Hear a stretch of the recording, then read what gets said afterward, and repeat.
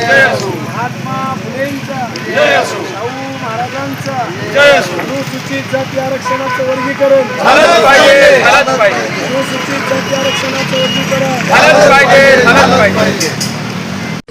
विशेष बातमी भाग 2 लोकात्मा न्यूजचा ग्राउंड रिपोर्ट. अंबडमध्ये साखळी उपोषणाचे 20 दिवस पूर्ण. प्रशासनाचा क्रूरपणा चव्हाट्यावर. प्राध्यापक रामचंद्र भरांडे यांची उपोषणस्थळी वादळी भेट. अंबड जालना आरक्षणाचे उपवर्गीकरण आणि स्थानिक प्रलंबित मागण्यांसाठी अंबडच्या रणभूमीत सुरू असलेल्या मातंग समाजाच्या बेमुदत साखळी उपोषणाला आज तब्बल 20 दिवस पूर्ण झाले आहेत. एका आंदोलनाला 20 दिवस पूर्ण होऊनही अजूनही अंबडचे तहसीलदार आणि नगर परिषदेच्या मुख्याधिकाऱ्यांनी साधे पत्र देण्याचे किंवा उपोषणस्थळी येण्याचे सौजन्य दाखवलेले नाही. प्रशासनाच्या या अत्यंत क्रूर आणि अमानुष धोरणामुळे संपूर्ण तालुक्यात संतापाचा ज्वालामुखी पेटला आहे. अशातच आज दिनांक 21 मे 2026 रोजी या आंदोलनाला अत्यंत महत्त्वाचे वळण मिळाले असून प्रशासनाचे धाबे दणाणले आहेत. प्राध्यापक रामचंद्र भरांडे सरांची उपोषणस्थळी धडक. प्रशासन जरी डोळे मिटून बसले असले तरी राज्यातील मोठ्या संघटना आता या आंदोलनाच्या पाठीशी ठामपणे उभ्या राहत आहेत. आज लोकस्वराज्य आंदोलनचे संस्थापक अध्यक्ष प्राध्यापक रामचंद्र भरांडे सर यांनी आपल्या शेकडो कार्यकर्त्यांसह उपोषणस्थळी प्रत्यक्ष भेट दिली. भरांडे सरांनी उपोषणाचे नेतृत्व करणारे मातंग योद्धा अरविंद शिरगुळे यांची भेट घेऊन त्यांच्या तब्येतीची विचारपूस केली आणि त्यांच्या या न्याय्य लढ्याला लोकस्वराज्य आंदोलनचा जाहीर पाठिंबा घोषित करत पुढील कार्यासाठी शुभेच्छा दिल्या. प्राध्यापक भरांडे सरांचा प्रशासनाला थेट आणि अंतिम इशारा.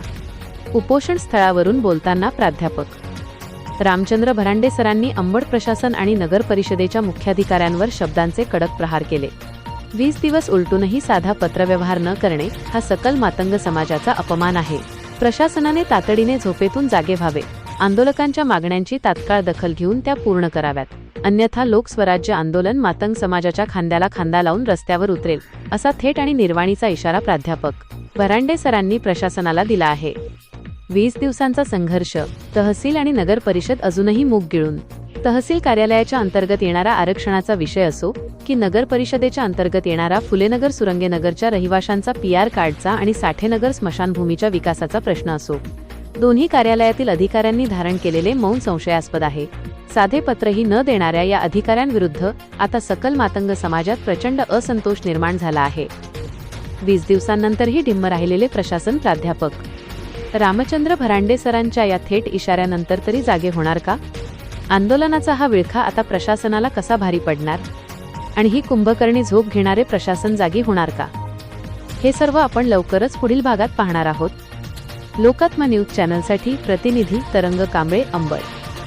नमस्कार, लोकात्मा न्यूज मध्ये आपले हार्दिक स्वागत. मी तरंग कांबळे. मी सध्या अंबड शहरातील डॉक्टर अण्णाभाऊ साठे यांच्या पुतळ्याजवळ आहे आणि इथे मातंग योद्धा आरक्षण उपवर्गीकरणासाठी अरविंद शिरगुळे यांचे गेल्या 20 दिवसापासून उपोषण सुरू आहे. या उपोषणस्थळी भेट देण्यासाठी लोकस्वराज्य आंदोलनाचे संस्थापक अध्यक्ष माननीय रामचंद्र भरांडे सर आहेत. उपवर्गीकरणासंदर्भात आपण त्यांची संवाद साधणार आहोत. सर, लोकात्मा न्यूजमध्ये आपले हार्दिक स्वागत. उपवर्गीकरणासंदर्भात काय सांगणार असतं? अनुसूचित जाती आरक्षणाचं उपवर्गीकरण करण्यात यावं असा एक ऐतिहासिक निर्णय 2024 1 ऑगस्टला देशाच्या सर्वोच्च न्यायालयाने दिला. गेल्या अनेक वर्षापासून अनुसूचित जातीच्या आरक्षणापासून वंचित राहणाऱ्या असंख्य जात समूहाने आमच्यावर अन्याय होतोय अशा प्रकारची मागणी घेऊन रस्त्यावर मोर्चे, आंदोलन, रस्ता करण्यात आलेलं, पाठपुरावा करण्यात येत होता आणि या सगळ्या आंदोलनाचा मागणीचा परिणाम म्हणून सदर निर्णयानं या मागणीला वैध ठरवलेले आहे, संविधानिक ठरवलेले आहे. आणि 1 ऑगस्ट 2024च्या नंतर तेलंगणा, आंध्र, कर्नाटक, हरियाणा या राज्यांनी आपल्या राज्यात अनुसूचित जातीच्या आरक्षणाचं उपवर्गीकरण केले. महाराष्ट्रात या निर्णयानंतर आनंद बदर समिती नेमण्यात आली होती. या समितीने साधारणतः 2.5 वर्ष या विषयासाठी अभ्यासासाठी लावला आणि आपला अहवाल 16 मार्च कालच्या सरकारकडे सादर केला. यानंतर परत राज्याचे मुख्य सचिव राजेश अग्रवाल यांच्या अध्यक्षतेखाली एक समिती नेमली होती हरकती घेण्यासाठी. त्या समितीचा कालावधी देखील 30 एप्रिल होता. तो देखील त्या ठिकाणी संपलेला आहे आणि आज अनंत बदर समितीचा अहवाल मंत्रिमंडळात ठेवणे आणि त्याच्यावर मंत्रिमंडळाची सहमती घेऊन वर्गीकरणाचा कायदा करणे एवढीच औपचारिकता बाकी असताना महाराष्ट्राचं सरकार या वर्गीकरणाच्या बाबतीमध्ये वेळ काढूपणा करण्याचं काम करत आहे आणि या सगळ्या घटना घडामोडींकडे शासनाचं लक्ष वेधावं, वर्गीकरण तातडीनं व्हावं यासाठी लोकस्वराज्य आंदोलनानं गेल्या 27 एप्रिलपासून आझाद मैदानावर आंदोलन सुरू केले आहे. परवा दिवशी 19 मेला एक मोठा लक्षवेधी मोर्चा आझाद मैदानामध्ये आणि मंत्रालयासमोर झाला. काही तरुण कार्यकर्ते झाडावर चढले आणि काही कार्यकर्ते मंत्रालयाच्या समोर जाऊन सरकारचं लक्ष वेधण्याचा प्रयत्न करत होते. उद्देश एवढा होता की जी काही भरती प्रक्रिया ती भरती प्रक्रिया चालू आहे, साधारणतः 35% भरती प्रक्रिया पूर्ण झालेली आहे आणि मग हे पूर्ण भरती झाली आणि वर्गीकरण झालं नाही तर या समाजाच्यावर मोठा अन्याय होणार आहे आणि हे होता कामा नये म्हणून ज्या पद्धतीने मुंबईमध्ये आणि वेगवेगळ्या ठिकाणी महाराष्ट्राच्या कानाकोपऱ्यात मोर्चे आंदोलने समाज करतो त्याच धर्तीवर अंबड शहरामध्ये गेल्या 2 मेपासून अरविंद शिरगुळे हे तरुण स्वाभिमानी कार्यकर्ते या वर्गीकरणाच्या मागणीसाठी आणि शहरातील काही समस्यांसाठी आपलं साखळी उपोषण सुरू केलेले आहे. आम्ही गेली 25 दिवस 30 दिवस बाहेर आहोत महाराष्ट्राच्या कानाकोपऱ्यात. आता नांदेडला जात असताना मुद्दामून या उपोषणास्थळी भेट द्यावी आणि लढणाऱ्या कार्यकर्त्याला एक बळ द्यावं, त्याला सपोर्ट करावा या उद्देशानं या ठिकाणी आम्ही भेट दिलेली आहे. सरकारला प्रशासनाच्या माध्यमातून आम्ही सांगू इच्छितो येणाऱ्या काळामध्ये जर या प्रश्नाकडे सरकार गांभीर्यानं घेत नसेल तर हा उद्रेक वाढत जाईल आणि हा उद्रेक वाढल्यानंतर सरकारला निश्चितच ते परवडणारं नाही. कारण वर्गीकरण हा विषय कुठल्या जातीच्या विरोधात नाही, वर्गीकरण विषय संविधानाच्या विरोधात नाही, वर्गीकरण हा विषय बाबासाहेबांच्या दृष्टिकोनातून बाबासाहेबांना जी समता अपेक्षित होती त्या समतेची प्रतिकृती करणारा आहे. ती समता ते तत्त्व पूर्णत्वाला नेणारा आहे. जोपर्यंत समाजातील शेवटच्या माणसाला मुख्य प्रवाहामध्ये येण्यासाठी विशेष अशी संधी उपलब्ध करून दिली जात नाही, विशेष अशी सोय उपलब्ध करून दिली जात नाही, तोपर्यंत तो सामान्य माणूस मुख्य प्रवाहामध्ये येऊ शकत नाही. अर्थात तो आपले संविधानिक हक्क आणि अधिकार प्राप्त करून घेऊ शकत नाही. म्हणून जे कोणी या ठिकाणी आरोप करत आहेत की हे संविधानाच्या विरोधामध्ये आहे वगैरे वगैरे तो खोटा प्रचार आहे. त्या खोट्या प्रचाराच्या पाठीमागं अप्रामाणिकता दडलेली आहे.